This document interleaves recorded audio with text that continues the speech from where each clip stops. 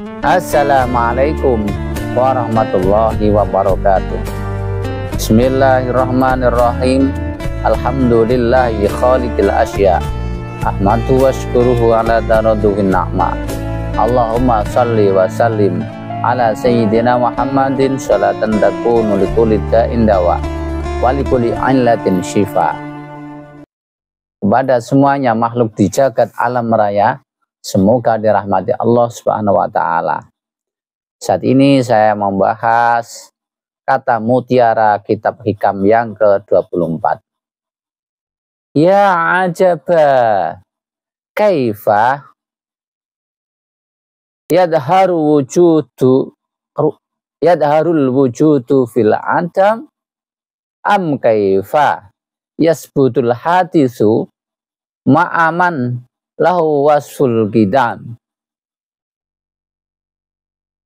Duh, anehnya gimana wujud bisa jelas dalam keadaan Adam.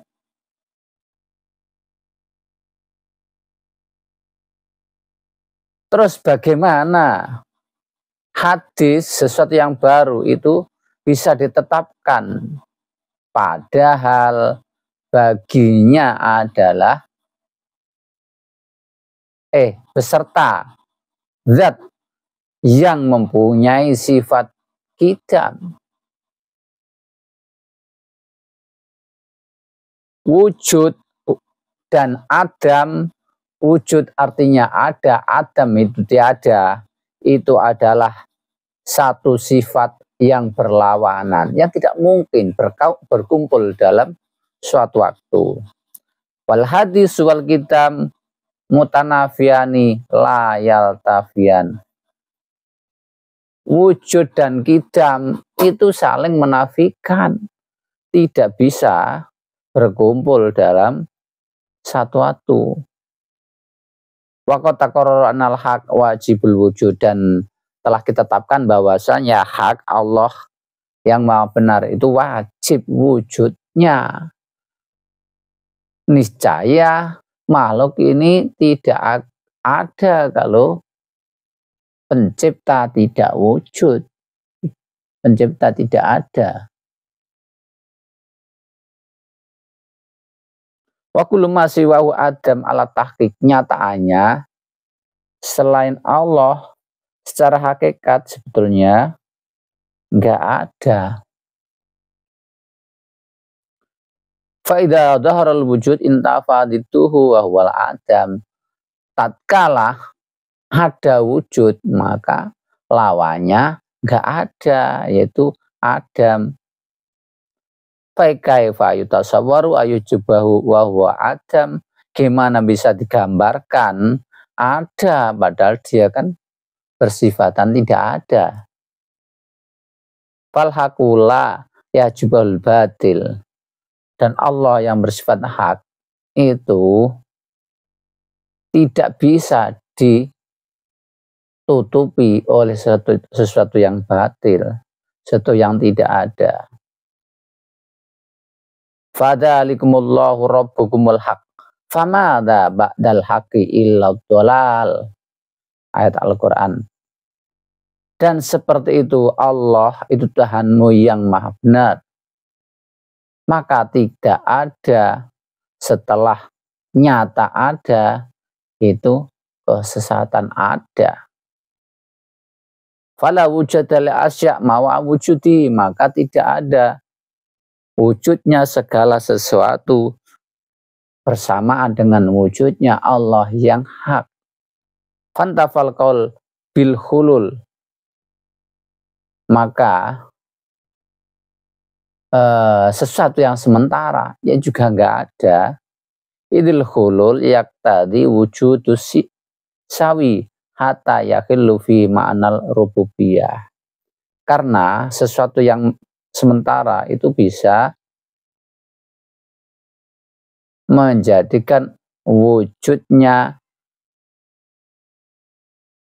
persamaan sehingga terurai di dalamnya sifat ketuhanan. Wal fardu anal sawi adamun mahdun fala yutasarru khulul wa ila hada asyara penandika.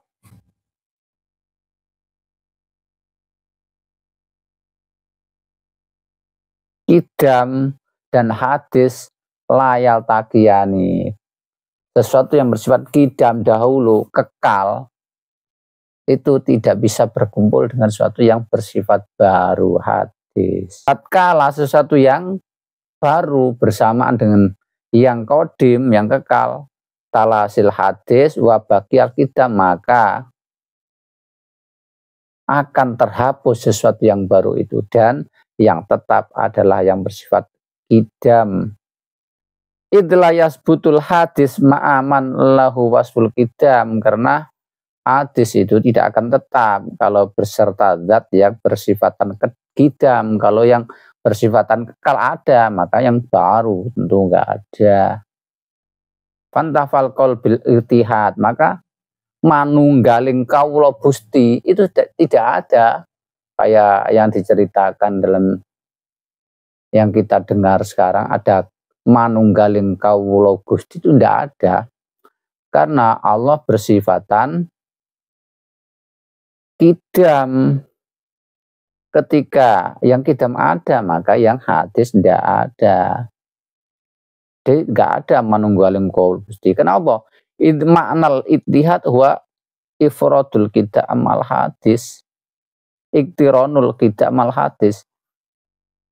Namanya manunggal itu berarti berkumpul antara yang kekal dan yang baru. Fayatakhidha dan hayakuna syai'an wahidan bahwa muhal, maka keduanya kumpul jadi satu. Nah, itu muhal. Itu huwa mabna dan ala wujudis sawi wala sawi. Waqad yatalaquna al-ihdad ala wahdah kaquli. Seperti la ilaha illallah. Kalau tiada Tuhan baru ada Allah. Kalau masih ada Tuhan yang lain, maka Allah juga enggak ada. Jadi sesuatu yang bersifat mutlak itu ada bila dikalikan nol. Kalau fana, rusak, setelah itu baru ada bako. La ilaha, tiada Tuhan, baru illallah, ada Allah.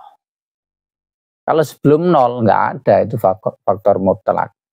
Mutlak kalau dikalikan angka selain nol, maka hasilnya tidak mutlak. Nah, terus apa faedahnya Allah menciptakan makhluk itu? Yang kita lihat makhluk itu ada, tapi kok sebetulnya katanya nggak ada. Faedahnya apa? Qala duhuru izzatihi wa mulkihi wa sultanihi. Itu makhluk ini diadakan tujuannya untuk menjelaskan sifat kemuliaan Allah, menunjukkan kekuasaan Allah, menunjukkan kemaha perkasaan Allah Subhanahu wa ta'ala. Terus kenapa Allah kok menjadikan ada orang kafir itu? Afayakfurna bi aw karih? Apakah memang Allah itu tidak suka? Allah tidak suka pada kafir, tapi kenapa ada? Nah, itu iradu iblagi kudratihi, supaya Allah menunjukkan kekuasaannya, bayani hukmihi, menjelaskan hikmatihi, wa ijabi lutfi, dan melaksanakan sifat maha lembutnya, wa duhuri ahdili wa ihsanihi,